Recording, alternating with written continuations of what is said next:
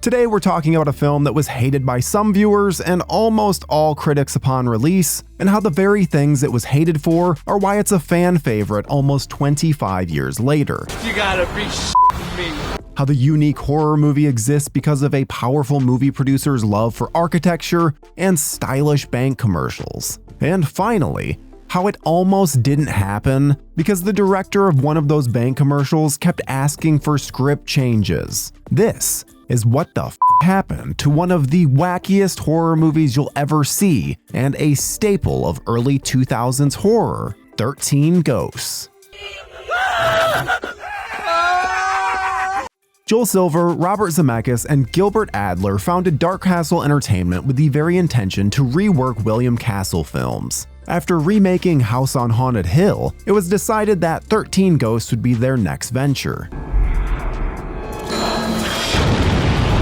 This would be a remake of not just a film, but a theatrical experience from Castle called The Illusiono. When audience members showed up in 1960, they were handed a panel that had one red rectangle and one blue one, much like 3D glasses. The movie would cue them in on when to look through the Ghost Viewer rectangle so that they could see one of the 13 ghosts on screen.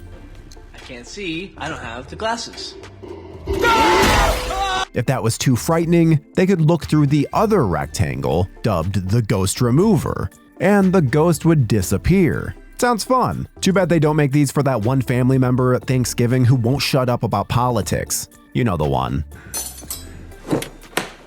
You piece of Writer Neil Marshall Stevens had just written a script called Deader, which he says was a hot Hollywood screenplay with many studios interested in it at the time. It would later be turned Cloverfield style into Hellraiser Deader, but that's besides the point. The popularity of his initial script prompted him to hire an agent, and that ended with him being sent by Dark Castle's executive Susan Levin, now Susan Downey, as she's married to Iron Man himself. I am Iron Man. To pitch his idea for 13 Ghosts, and the rest is history. But it wasn't that easy. Stevens' pitch didn't include a version of the Illusiono gimmick, which Silver was keen on figuring out. Dark Castle had even hired famed effects company Industrial Light and Magic to invent a way for the gimmick to work on home video as well as in a theater. The idea never panned out because of physics-based issues, and Silver would reach out to Stevens with the concept of the film that he wanted written instead. Silver, a big fan of innovative architecture, had recently visited the planetarium at the American Museum of Natural History in New York City. He was taken aback by the building, which was made almost entirely out of glass, and wanted the script to be based around a house just like it. After 4 months and several drafts, Stevens had a script that felt ready for production. Enter commercial and music video director Steve Beck, hired to direct his first feature film. Beck would only make one other feature film in his directing career with Ghost Ship just 1 year later. The self-professed non-horror fan was hired on the spot after Silver had been so impressed with a Super Bowl commercial that he'd made for a bank. No, seriously. The emboldened Beck then sent Stevens an entire document of notes that essentially changed the film. Stevens did his best to rewrite it to the director's approval, but ultimately was silently let go from the project as they hired several others to attempt to accommodate Beck's wishes. This even included Superman director James Gunn himself, who went uncredited on the project. Eventually, over a year later, Dark Castle reached back out to Stevens' agent looking for a writer to help organize the script. The agent reminded them that his client, Stevens, was still available and had another pass at the script in his contract if they wished. Stevens came back to the project and recalled that it was not only in disarray, but the script had become an unshootable nightmare based on the director's notes and attempted revisions. Eventually, Beck, in his own words, was reminded that he wasn't hired to write the script, and it was time to move on. Finally, Exit Wounds writer Richard DeVideo was brought on for another pass where he would add the nanny character and make Arthur's problems financial instead of mental. But the original ideas behind the 12 Ghosts and the Black Zodiac would remain. For the human cast, the role of Cyrus went to F. Murray Abraham, who you'll remember from many projects, including his unforgettable turn as Omar in Scarface. Also a total dirtbag. Actor Matthew Lillard was on fire in the mid-90s and early 2000s, much like he is currently. Post-Scream, the actor became a guaranteed audience favorite when the role required someone morally questionable, full of energy, and unforgettably unique. Look, I'll explain everything as soon as you get you and your children outside. This made him the perfect casting choice for the spastic and cursed character of Rafkin.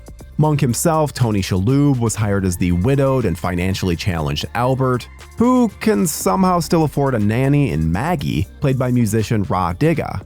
Another staple in 90s and 2000s entertainment, Shannon Elizabeth, would play Arthur's eldest daughter Kathy, fresh off of roles in movies like Jay and Silent Bob Strike Back, Scary Movie, and of course American Pie. Yo, lovely ladies! Would any of y'all like a private audition to be in my movie? Army of Darkness actress M. Beth Davids would take on the role of Spirit Liberator Kalina in the film. Requires sacrifice. Though the cast is interesting, the true stars of 13 Ghosts may be just that, the ghosts. Ghosts, you know, Ghosts, as in right. Halloween, Okay, boo. As in Demi Moore and Unchained Melody, right? Ghosts. Each ghost represents a corrupted version of a zodiac archetype. Cyrus Criticus needed those 12 ghosts to power his machine, alongside a 13th, which would need to be a sacrifice in the name of true love. There's a rad little DVD featurette that explains each of the remake's ghosts in detail. Ghost number 1 was called The Firstborn Son, the ghost of a stubborn boy obsessed with westerns who was shot in the head with a steel-tipped arrow while playing with a neighbor.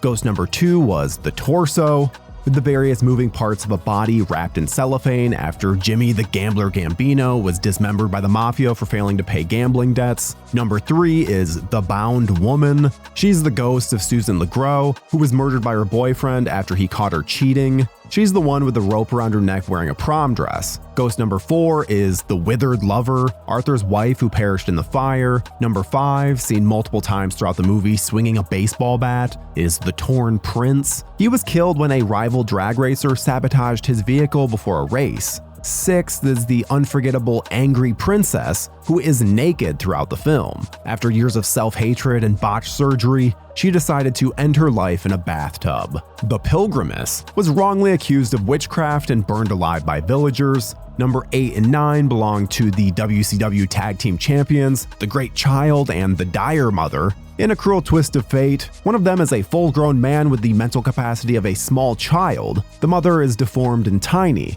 They were both murdered by circus workers, of course. That ain't no woman. It's a man. The Hammer was framed and executed by a racist mob who chained him to a tree and drove railroad spikes into his body.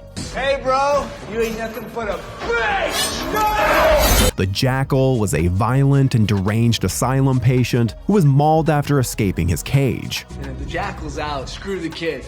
We gotta get out of this basement. Finally, the Juggernaut was a serial killer shot to death by police after crushing victims with his bare hands or using scrap metal to kill them. With the script and the ghost solidified, all they had to do was make a $42 million horror movie in a gigantic glass house, which had to be a logistical nightmare. They had to be careful throughout filming not to give important plot points away, as you could see through to other rooms where future scenes were set up. Then there was the issue of making sure the crew's reflections weren't constantly being picked up on camera. And don't even try to wrap your brain around how much Windex was purchased. They were also tasked with using a heavier, safer version of glass to keep those on set from being injured, and thus had to build a giant steel structure to support the extra weight. They used the combination of practical effects and visual effects in post to bring the house and the ghosts to life alongside the leadership of famed artist Greg Nicotero and visual effects supervisor Dan Glass. No, seriously, his name was Dan Glass. They called me Mr. Glass. The most appropriate hire in all of filmdom.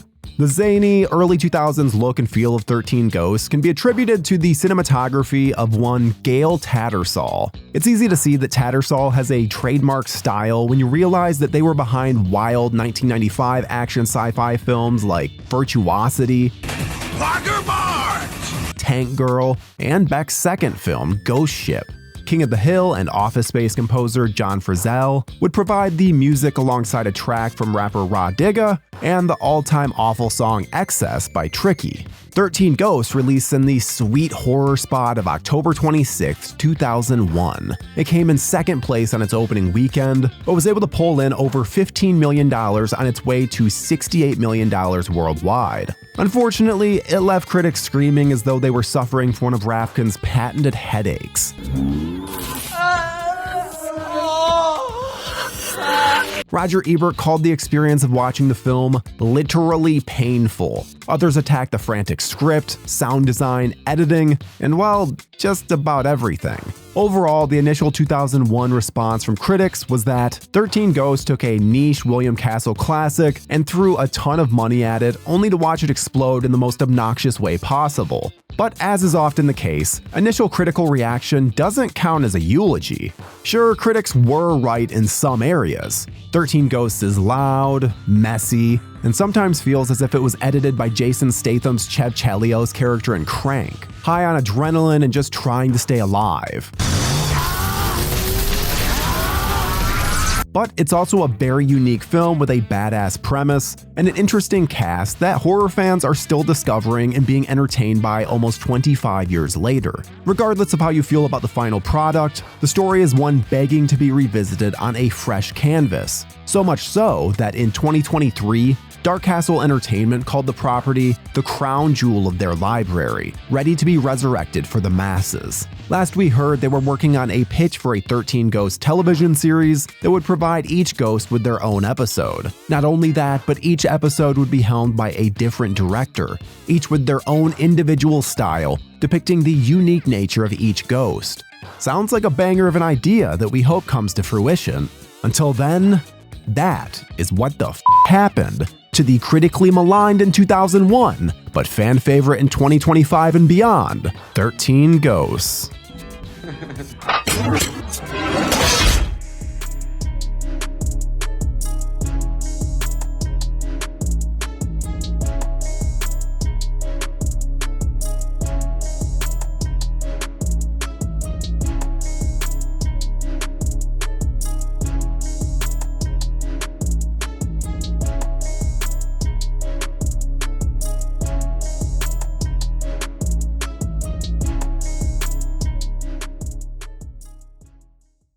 Thank you for clicking on our video, everybody. If you like what you saw here, please make sure you like the video and subscribe and share with your friends who like this sort of content. JoBlo was created by movie fans for movie fans, and we appreciate your support.